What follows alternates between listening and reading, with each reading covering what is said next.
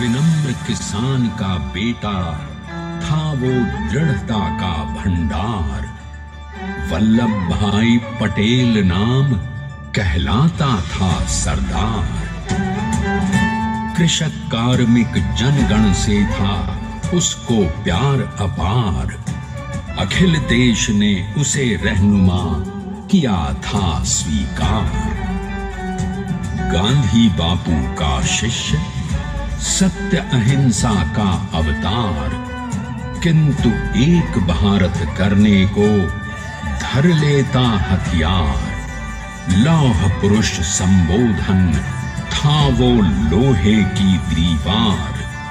तेज पुंज तुम, शक्ति पीठ तुम, बल का सागर अपरंपार। ऋणी देश का नम्र नमन तुम स्वीकारो सरदार।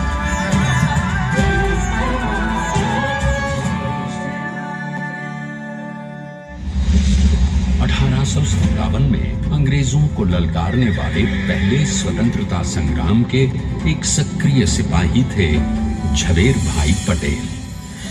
करमसद गांव के इस बहादुर देशभक्त किसान और उनकी पत्नी लाडबाई के 5 बेटों और 1 बेटी में से चौथे पुत्र थे वल्लभ भाई। बालक वल्लभ ने करमसद के बाद नडियाद से अपनी हाई स्कूल की शिक्षा पूरी की। फिर 13 साल की उम्र में उनकी शादी भी हो गई, छोटी सी झवेरबाई से। 2 बच्चों, बेटी मणिबेन और बेटे डाया भाई को जन्म देने के बाद झवेरबाई असमय ही चल बसी। सदी बदलने और 20वीं सदी आने पर उनका जीवन भी एक चमत्कार की तरह बदला। प्लीडर का इम्तिहान पास करके वो वकालत करने लगे। पहले गोधरा, फिर आणंद और उसके बाद अहमदाबाद में। मगर जल्द ही वकालत छोड़कर वो बैरिस्टर बनने की इच्छा से इंग्लैंड चले गए। लंदन में बैरिस्ट्री में अव्वल आने और वजीफा जीतने वाले वो अनोखे भारतीय थे। अब तो अहमदाबाद की वरिष्ठ अदालत में बैरिस्टर पटेल की जिरह और जीतों की धूम मच गई।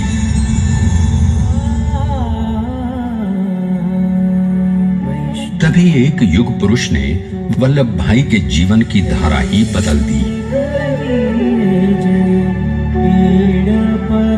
दक्षिण अफ्रीका में सत्याग्रह के अहिंसक अस्त्र से गोरे शासकों को सबक सिखाकर भारत वापस आए बैरिस्टर मोहनदास करमचंद गांधी से मिलकर वल्लभ भाई ने अपने कुछ बरसों से सीखे विदेशी व्यवहार और संस्कार हमेशा के लिए त्याग दिए और अब वो अपने खेड़ा के किसानों को हक दिलाने के लिए बापू के साथ आंदोलन में कूद पड़े। अब उनके पैरों में जूते नहीं, गांवों की धूल थी। हृदय में भारत भूमि की शस्य श्यामला धरती। मन में थे गांधी और मस्तिष्क में एक नए स्वतंत्र भारत का सपना।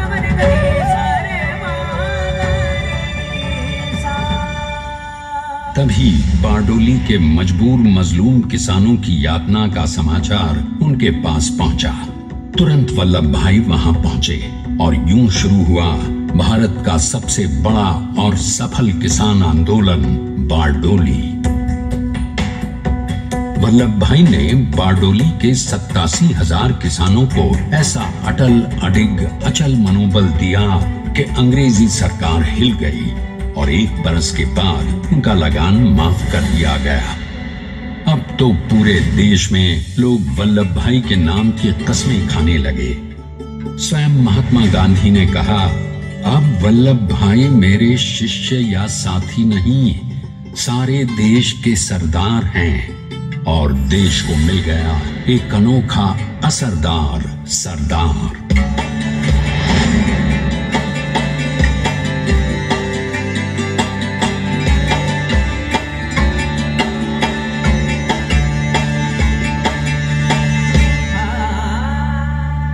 सरदार पटेल के नाम और देशभक्ति से अंग्रेज डर कर कांपने लगे।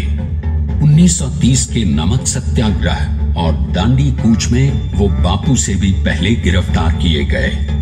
तो सन 1932 में फिर उन्हें बापू के साथ ही जेल में 2 सालों के लिए डाल दिया गया। मगर आजादी के दीवानों को, स्वतंत्रता के परवानों को कौन गिरफ्तार कर पाया है? जेल से छूटते ही सरदार को कांग्रेस के नए राष्ट्राध्यक्ष पद पर चुना गया और उनकी सरपरस्ती में राष्ट्रवादी भारतीयों ने तमाम ब्रिटिश सूबों में जीत हासिल कर वहां अपनी स्थानिक सरकारें बनाई। किंतु सरदार का सपना केवल सरकार बनाना नहीं था। उनका स्वप्न तो था एक ऐसे नए भारत का जहां हर रंग, हर रूप, हर जात, मजहब, तबके का हिंदुस्तानी एक साथ मिलकर एक ऐसा नया भारत बना सके जहां पूर्ण स्वराज के साथ सारे समाज को गरीबी, अशिक्षा, छुआछूत से भी आजादी मिल जाए। इसकी पहली रणनीति थी भारत को अंग्रेजों की गुलामी से आजादी, ताकि भारत के लोगों की अपनी सरकार सबके साथ और सबके विकास के लिए काम कर सके। बापू की अगुवाई में अब देश ने अंग्रेजों को अंतिम चेतावनी दे दी, करेंगे या मरेंगे, क्विट इंडिया, अंग्रेजों भारत छोड़ो। बस फिर क्या था, संघर्ष की रणभेरी बजी। 3 सालों के लिए सरदार पटेल को भी सत्याग्रही नेताओं के साथ जेल में ठूंस दिया गया। 2 सालों के बाद अंग्रेजों को बापू के सभी शिष्यों और साथियों को छोड़ना पड़ा।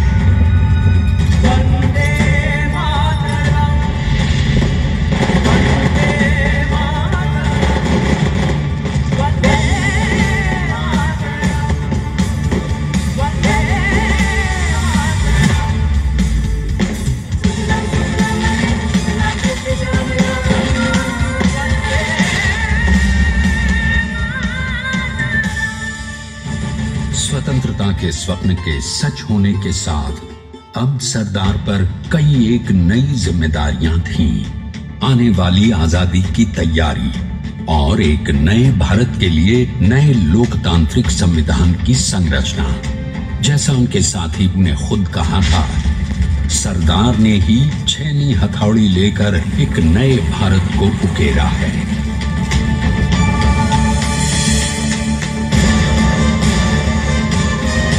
स्वाधीनता तो प्राप्त हुई, लेकिन खंडित भारत में भी उठते विभाजनवादी अंधकार को अभी दूर करना था। जब देश के खंड खंड होने का भय उत्पन्न होने लगा, तो सरदार ने निर्भय होकर खुद अपनी केंद्र सरकार और साथियों को भी चुनौती दे डाली और जम्मू कश्मीर को बचाने के लिए सारे देश का आकाश वायुयानों से भर गया।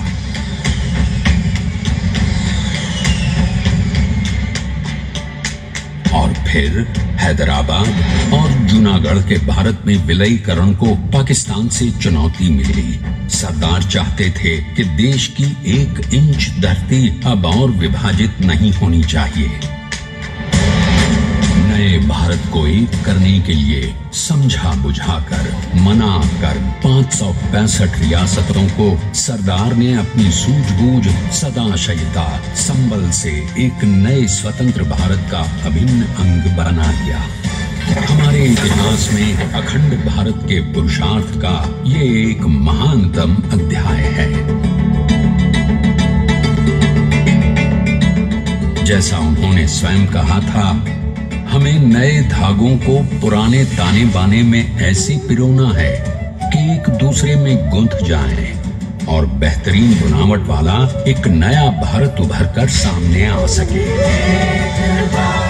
अंततः अपने वज्र दृढ़ संकल्प से एक नया विराट विशाल एक भारत श्रेष्ठ भारत बनाकर दिखा ही दिया सरदार ने। संसार के सबसे बड़े प्रजातंत्र के शिल्पी को प्रणाम करने के लिए देश ने बनाया है ये समर्थ स्मारक, स्वाधीन भारत को समर्थ।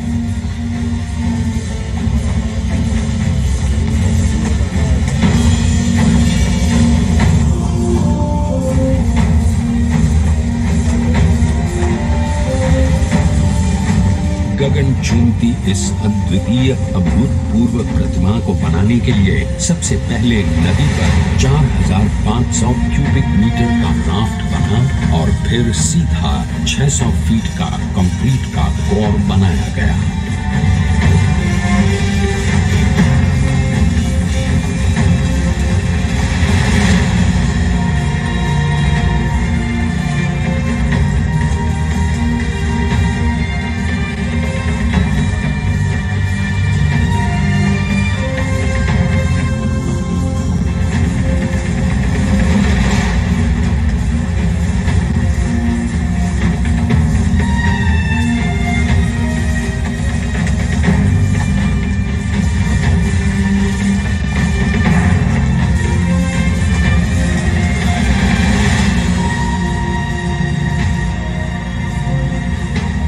इस कंक्रीट कोर के साथ लगाया गया स्टील का फ्रेमवर्क।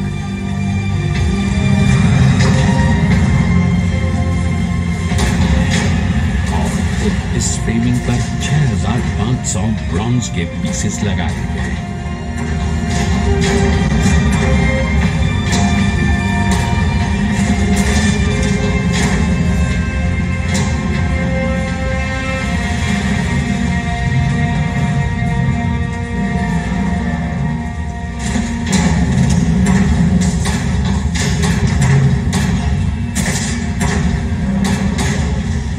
सोचिए कि 182 मीटर ऊंचे इस भव्याति भव्य स्मारक के निर्माण में कितना सामान और मेहनत लगी हो। 70,000 metric ton cement, 18,500 metric ton reinforcement steel, 6,000 metric ton structural steel और 1,700 मीट्रिक टन ब्रॉन्ज।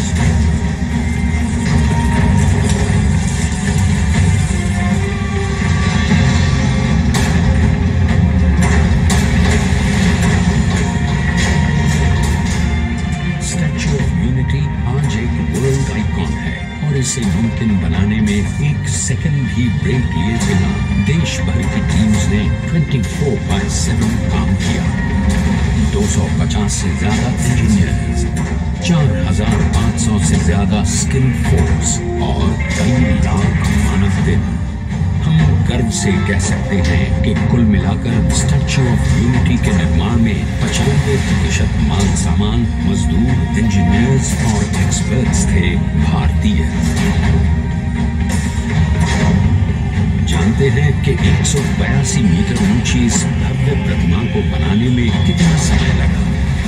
डिजाइन के लिए 12 महीने और निर्माण के लिए 34 महीने, यानी कुल मिलाकर केवल 46 महीने।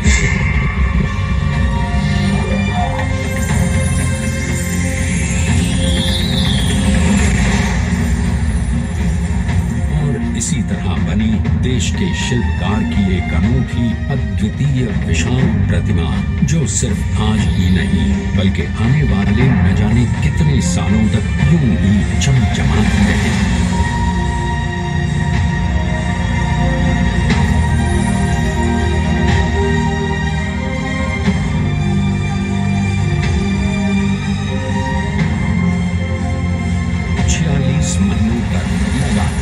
बिना रुके एकजुट होकर न जाने कितनों ने परिश्रम किया और उनका साथ दिया भारत की 125 करोड़ जनता ने। और तभी मुमकिन हो पाया एक ऐतिहासिक निर्माण जो आज कहलाता है भारत की नई पहचान। स्टैच्यू ऑफ यूनिटी, विश्व की सबसे ऊंची प्रतिमा। सरदार ने अपनी गंभीरता, शालीनता और दूरदर्शिता से भारत को संगठित करने के असंभव कार्य को संभव कर दिखाया। आइए आज हम सब उन्हीं की महिमा में सरदार पटेल को समर्पित प्रेरणा तीर्थ भी है। प्रधानमंत्री श्री नरेंद्र मोदी के नेतृत्व में बनी विश्व की इस विशालतम प्रतिमा के सामने आकर सारी दुनिया जैसे स्वयं ही नतमस्तक हो जाती है।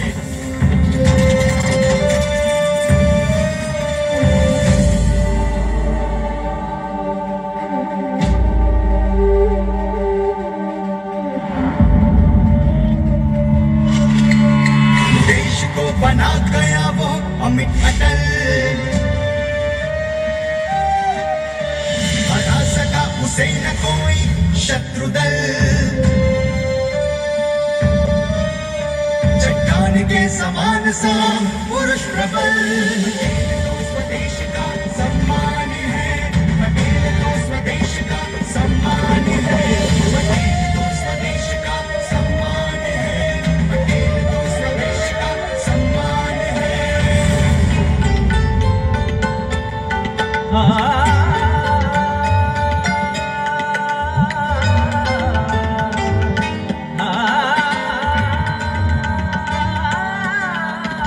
ऊंचाइयां आकाश को छुए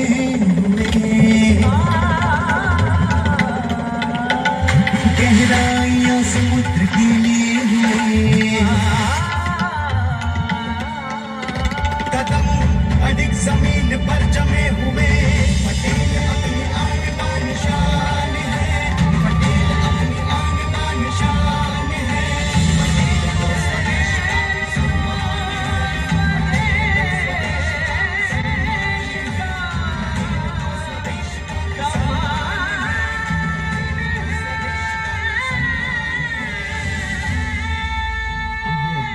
हैं कि अपने लौह पुरुष को श्रद्धांजलि देती 182 मीटर ऊंची विश्व ये ही भारत को श्रेष्ठता के मार्ग पर ले जाएगा। हमारा कर्तव्य ये है कि हमें निश्चय कर लेना चाहिए कि हमें हिंदुस्तान में जितने लोग हैं सबको मिल मिल के भाई भाई की तरह के रहना है। स्टैच्यू ऑफ यूनिटी एकता की प्रतिमा और श्रेष्ठता का प्रतिबिंब है, एक पहल है इस अखंड भारत को श्रेष्ठ भारत बनाने के सपने को पूरा करने के लिए। एक पुकार है हम सबको एकजुट होने के लिए, एक आंदोलन है भारत को सबसे आगे ले जाने के लिए, श्रेष्ठ बनाने के लिए। आपके योगदान और विश्वास से ही बनेगा एक भारत श्रेष्ठ भारत। एकता का संदेश है कि भाषा अनेक, भाव एक, राज्य अनेक, राष्ट्र एक, पंथ अनेक, लक्ष्य एक, बोली अनेक, स्वर एक, रंग अनेक, तिरंगा एक, समाज अनेक, भारत एक, रिवाज अनेक, संस्कार एक, योजना अनेक, मकसद एक, कार्य अनेक, संकल्प एक, राह अनेक, मंजिल एक, पहनावा अनेक, सीमा एक, चेहरे अनेक, मुस्कान एक। ये एकता का संदेश लेकर के हम चले। और भाइयों बहनों, ये भारत की विशेषता है, विविधता में एकता, यही भारत की विशेषता है।